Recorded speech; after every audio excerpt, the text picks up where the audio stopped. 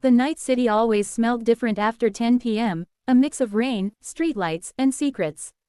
Aarav never liked crowds, never liked noise, but tonight he found himself pushing through both, searching for something he didn't fully understand. Maybe fate, maybe trouble, maybe her. He had seen her only once, at the hotel lobby where he worked as an assistant manager. She was checking in, dressed in black jeans and a burgundy top that clung to her like it knew her better than anyone.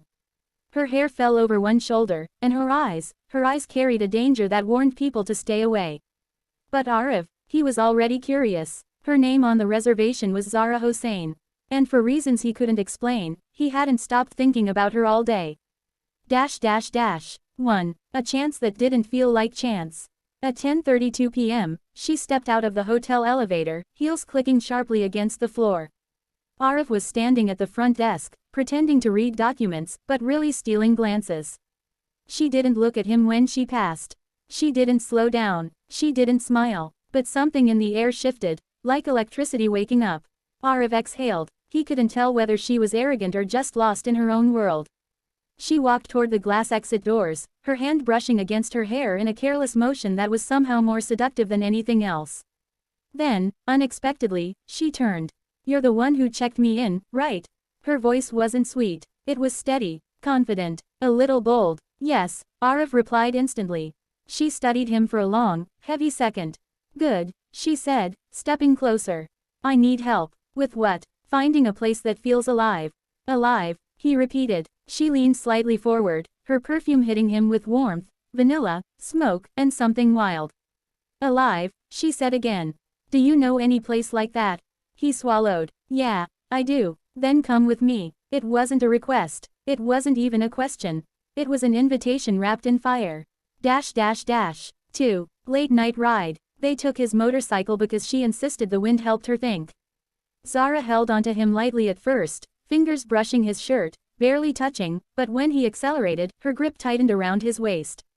Aarav felt her breath near his neck, warm, soft, dangerously distracting. "You drive fast," she said against his ear. "You hold tight," he replied.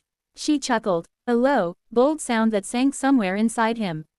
The city lights blurred behind them as they headed to a quiet spot overlooking the water. It wasn't a famous viewpoint, but it was beautiful, private, calm, hidden. Zara stepped off the bike, crossing her arms as the breeze played with her hair. "This is perfect," she whispered. Aarav watched her. She seemed softer in the silence, like the loudness inside her finally settled. "You bring a lot of girls here?" she asked suddenly. "No," he said truthfully.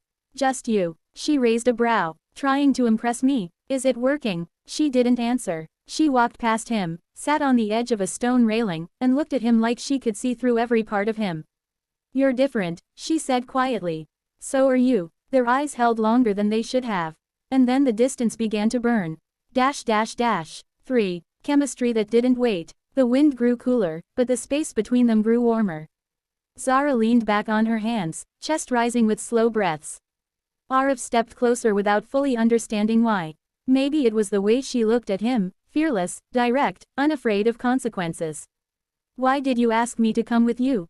he asked. "Because," she said, "you look like the kind of man who takes care of things without asking too many questions." "And what do you want me to take care of?" Her smile curved dangerously. "Maybe, me." Aarav didn't touch her. Not yet, but he felt the weight of her words in his heartbeat. Before he could respond, Zara reached forward and tugged lightly at his shirt, pulling him closer. "You're tense," she whispered.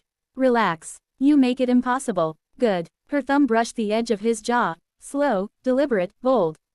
Aarav exhaled sharply. "Zara." She tilted her head. "You want me to stop?" "No," he admitted. She moved closer, so close he could feel her breath on his lips. "I don't do complicated," she whispered. "Me neither," he said. Their foreheads touched. Their breaths mixed. The world shrank to the space they shared. 4. Not a kiss. Something deeper. Zara didn't rush. She didn't press her lips to his. She didn't take the moment for granted.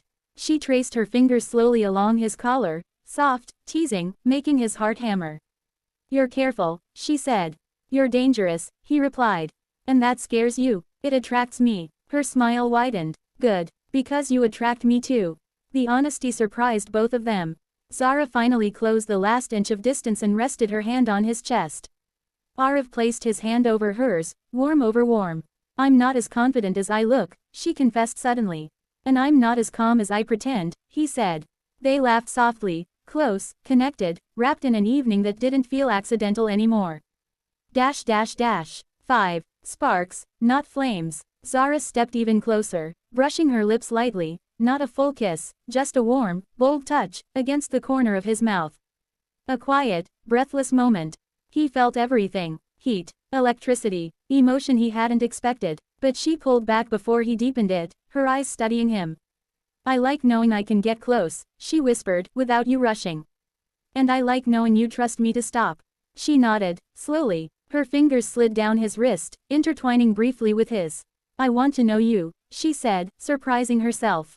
Aarav breathed in. You will. Then she finally allowed herself to rest her head on his shoulder, letting the night wrap around them.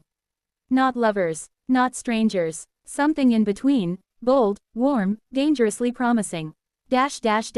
6. The walk back. When they rode back to the hotel, Zara didn't let go even once. Her arms stayed firm around him, chin resting near his shoulder. In the elevator, she faced him.